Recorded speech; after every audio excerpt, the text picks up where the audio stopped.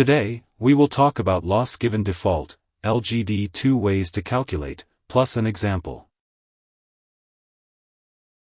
Loss given default is the estimated amount of money a bank or other financial institution loses when a borrower defaults on a loan. LGD is depicted as a percentage of total exposure at the time of default or a single dollar value of potential loss. A financial institution's total LGD is calculated after a review of all outstanding loans using cumulative losses and exposure. Banks and other financial institutions determine credit losses by analyzing actual loan defaults. Quantifying losses can be complex and require an analysis of several variables. How credit losses are accounted for on a company's financial statements include determining both an allowance for credit losses and an allowance for doubtful accounts. Consider if Bank A lends $2 million to Company XYZ, and the company defaults. Bank A's loss is not necessarily $2 million. Other factors must be considered, such as the amount of collateral, whether installment payments have been made, and whether the bank makes use of the court system for reparations from Company XYZ.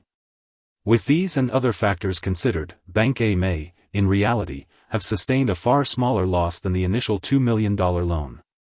Determining the amount of loss is an important and fairly common parameter in most risk models. LGD is an essential component of the Basel model, a set of international banking regulations, as it is used in the calculation of economic capital, expected loss, and regulatory capital.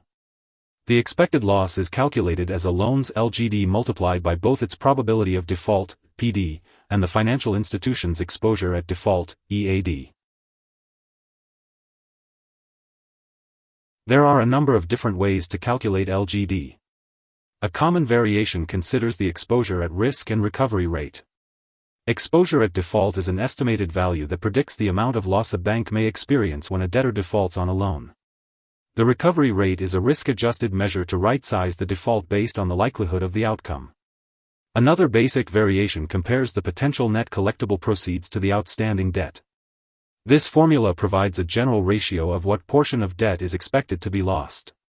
Of these two methods, it is more common to see the first formula be used as it is a more conservative approach to reflect the maximum potential loss. It can often be difficult to assess what the potential sale proceeds are, especially considering multiple collateral assets, disposition costs, timing of payments, and liquidity of each asset. Exposure at default is the total value of a loan that a bank is exposed to when a borrower defaults. For example, if a borrower takes out a loan for $100,000 and 2 years later the amount left on the loan is $75,000, and the borrower defaults, the exposure at default is $75,000. When analyzing default risk, banks will often calculate the EAD on a loan as it aims to predict the amount the bank will be exposed to when a borrower defaults. Exposure at default constantly changes as a borrower pays down their loan. The main difference between LGD and EAD is that LGD takes into consideration any recovery on the default. For this reason, EAD is the more conservative measurement as it is the higher figure. LGD is more often the best-case scenario that relies on multiple assumptions. Imagine a borrower takes out a $400,000 loan for a condo. After making installment payments on the loan for a few years, the borrower begins to face financial difficulties. It is estimated that the borrower has an 80% chance of default, which means the recovery rate is 20%. The outstanding loan balance is $300,000, and the bank will be able to sell the condo for $200,000 upon foreclosure. To calculate the LGD in dollars, compare the amount at risk to the likelihood of default. In this situation, the lender interprets $240,000 at risk of default. Alternatively, LGD can be calculated as a percentage that typically incorporates the value of the collateral.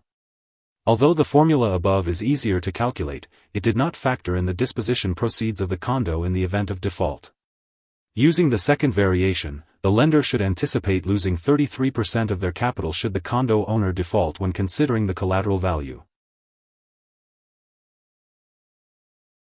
Loss given default is the amount of money a financial institution loses when a borrower defaults on a loan, after taking into consideration any recovery, represented as a percentage of total exposure at the time of loss. Here are 4 key takeaways. 1. The loss given default, LGD, is an important calculation for financial institutions projecting out their expected losses due to borrowers defaulting on loans. 2. The expected loss of a given loan is calculated as the LGD multiplied by both the probability of default and the exposure at default. 3. Exposure at default is the total value of the loan at the time a borrower defaults. 4. An important figure for any financial institution is the cumulative amount of expected losses on all outstanding loans. Hope this would help. Thanks for watching.